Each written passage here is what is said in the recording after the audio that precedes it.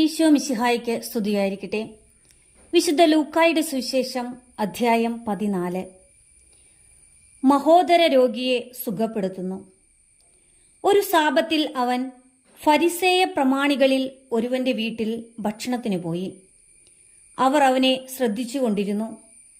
അവിടെ ഒരു മഹോദര രോഗി ഉണ്ടായിരുന്നു.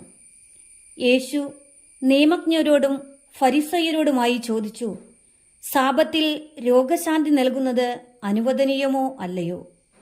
അവർ നിശബ്ദരായിരുന്നു. യേശു അവനെ അടുത്ത് വിളിച്ച് സുഖപ്പെടുത്തി അയച്ചു. അനന്തരം അവൻ അവരോട് ചോദിച്ചു, സാബത്തിൽ തന്റെ പുത്രനോ കാളയോ കിണറ്റിൽ വീണാൽ ഉടൻ പിടിച്ചു കയറ്റാത്തവനായി നിങ്ങളിൽ ആരുണ്ട്? മറുപടി പറയാൻ അവർക്ക് കഴിഞ്ഞില്ല. അതിഥിക്കും ആതിഥേയനും ഉപദേശം. ക്ഷണിക്കപ്പെട്ടവർ പ്രമുഖ സ്ഥാനങ്ങൾ തിരഞ്ഞെടുക്കുന്നത് കണ്ടപ്പോൾ അവൻ അവരോടൊരു ഉപമ പറഞ്ഞു. ആരെങ്കിലും നിന്നെ ഒരു കല്യാണ വിരുന്നിന് ക്ഷണിച്ചാൽ പ്രമുഖ സ്ഥാനത്ത് കയറിയിരിക്കരുത്. ഒരുപക്ഷെ നിന്നേക്കാൾ ബഹുമാന്യനായ ഒരാളെ അവൻ ക്ഷണിച്ചിട്ടുണ്ടായിരിക്കും. നിങ്ങളെ രണ്ടുപേരെയും ക്ഷണിച്ചവൻ വന്ന് ഇവന് സ്ഥലം കൊടുക്കുക എന്ന് നിന്നോട് പറയും. അപ്പോൾ നീ ലജ്ജിച്ച് അവസാനത്തെ സ്ഥാനത്ത് പോയിരിക്കും. അതുകൊണ്ട് നീ വിരുന്നിന് ക്ഷണിക്കപ്പെടുമ്പോൾ അവസാനത്തെ സ്ഥാനത്ത് പോയിരിക്കുക. ആതിഥേയൻ വന്ന് നിന്നോട്, സ്നേഹിത, മുമ്പോട്ട് കയറിയിരിക്കുക എന്ന് പറയും. അപ്പോൾ നിന്നോടുകൂടെ ഭക്ഷണത്തിനിരിക്കുന്ന സകലരുടെയും മുൻപാകെ നിനക്ക് മഹത്വമുണ്ടാകും. തന്നെ തന്നെ ഉയർത്തുന്നവൻ താഴ്ത്തപ്പെടും, തന്നെ തന്നെ താഴ്ത്തുന്നവൻ ഉയർത്തപ്പെടും.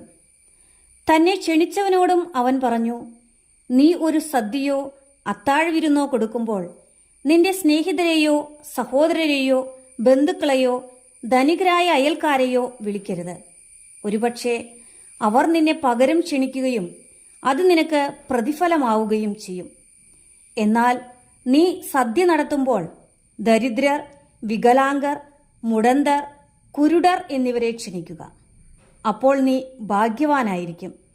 എന്തെന്നാൽ പകരം നൽകാൻ അവരുടെ പക്കൽ ഒന്നുമില്ല. നീതിമാന്മാരുടെ പുനരുദ്ധാനത്തിൽ നിനക്ക് പ്രതിഫലം ലഭിക്കും. വിരുന്നിന്റെ ഉപമ.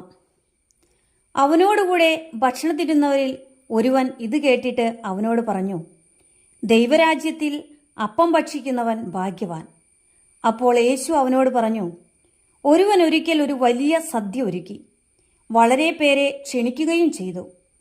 സദ്യയ്ക്കു സമയമായപ്പോൾ അവൻ ദാസനെ അയച്ച് ക്ഷണിക്കപ്പെട്ടവരെ അറിയിച്ചു, വരുവിൻ, എല്ലാം തയ്യാറായിരിക്കുന്നു. എന്നാൽ അവരെല്ലാവരും ഒന്നുപോലെ ഒഴിവുകഴിവ് പറയാൻ തുടങ്ങി. ഒന്നാമൻ പറഞ്ഞു, ഞാനൊരു വയൽ വാങ്ങി അത് പോയി കാണേണ്ടിയിരിക്കുന്നു, എന്നെ ഒഴിവാക്കണമെന്ന് ഞാൻ അപേക്ഷിക്കുന്നു. മറ്റൊരുവൻ പറഞ്ഞു, ഞാൻ 5 ജോഡി കാളകളെ വാങ്ങി അവയെ പരീക്ഷിച്ചു നോക്കുവാൻ പോകുന്നു, എനിക്ക് ഒഴിവു തരണമെന്ന് അപേക്ഷിക്കുന്നു. മൂന്നാമതൊരുവൻ പറഞ്ഞു, എൻ്റെ വിവാഹം കഴിഞ്ഞതേയുള്ളൂ, അതിനാൽ എനിക്ക് വരാൻ നിവൃത്തിയില്ല. ആ ദാസൻ തിരിച്ചു വന്ന് യജമാനനെ വിവരം ധരിപ്പിച്ചു. ഗൃഹനാഥൻ കോപിച്ച് ദാസനോട് പറഞ്ഞു, നീ വേഗം പട്ടണത്തിൻ്റെ തെരുവുകളിലും ഊടുവഴികളിലും ചെന്ന് ദരിദ്രരെയും വികലാംഗരെയും കുരുടരെയും മുടന്തരെയും ഇവിടെ കൂട്ടിക്കൊണ്ടുവരിക. അനന്തരം ആ ദാസൻ പറഞ്ഞു, യജമാനനെ, നീ കൽപ്പിച്ചതുപോലെ ഞാൻ ചെയ്തു, ഇനിയും സ്ഥലമുണ്ട്. യജമാനൻ ദാസനോട് പറഞ്ഞു, നീ പെരുവഴിയിലും ഇടവഴികളിലും ചെന്ന് എൻ്റെ വീട് നിറയുവോളം ആളുകൾ അകത്തേക്ക് വരുവാൻ നിർബന്ധിക്കുക. എന്തെന്നാൽ ക്ഷണിക്കപ്പെട്ടവരിൽ ഒരുവനും എൻ്റെ വിരുന്ന് ആസ്വദിക്കുകയില്ല എന്ന് ഞാൻ നിങ്ങളോട് പറയുന്നു. ശിഷ്യത്വത്തിൻ്റെ വില. വലിയ ജനക്കൂട്ടങ്ങൾ അവൻ്റെ അടുത്ത് വന്നു.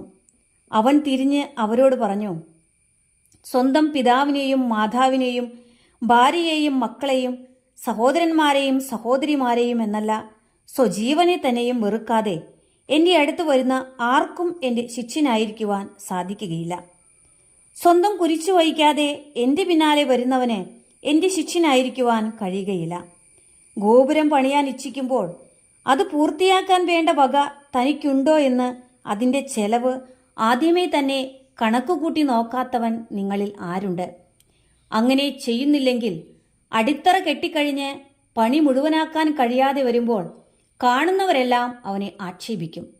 അവർ പറയും, ഈ മനുഷ്യൻ പണി ആരംഭിച്ചു, പക്ഷേ പൂർത്തിയാക്കാൻ കഴിഞ്ഞില്ല. അല്ലെങ്കിൽ 20,000 ഭടന്മാരോടുകൂടെ തനിക്കെതിരെ വരുന്നവനെ 10,000 കൊണ്ട് നേരിടാൻ സാധിക്കുമോ എന്ന് ആദ്യമേ ആലോചിക്കാതെ മറ്റൊരു രാജാവിനോട് യുദ്ധത്തിന് പോകുന്ന ഏത് രാജാവാണുള്ളത്? അത് സാധ്യമല്ലെങ്കിൽ അവൻ ദൂരത്തായിരിക്കുമ്പോൾ തന്നെ ദൂതന്മാരെ അയച്ച് സമാധാനത്തിന് അപേക്ഷിക്കും. ഇതുപോലെ തനിക്കുള്ളതെല്ലാം ഉപേക്ഷിക്കാതെ നിങ്ങളിൽ ആർക്കും എൻ്റെ ശിഷ്യനാവുക സാധ്യമല്ല. ഉപ്പ് നല്ലത് തന്നെ, എന്നാൽ ഉറകെട്ടു പോയാൽ അതിനെ എങ്ങനെ ഉറകൂട്ടും? മണ്ണിനോ വളത്തിനോ അത് ഉപകരിക്കുകയില്ല. ആളുകൾ അത് പുറത്തെറിഞ്ഞു കളയുന്നു. കേൾക്കാൻ ചെവിയുള്ളവൻ കേൾക്കട്ടെ.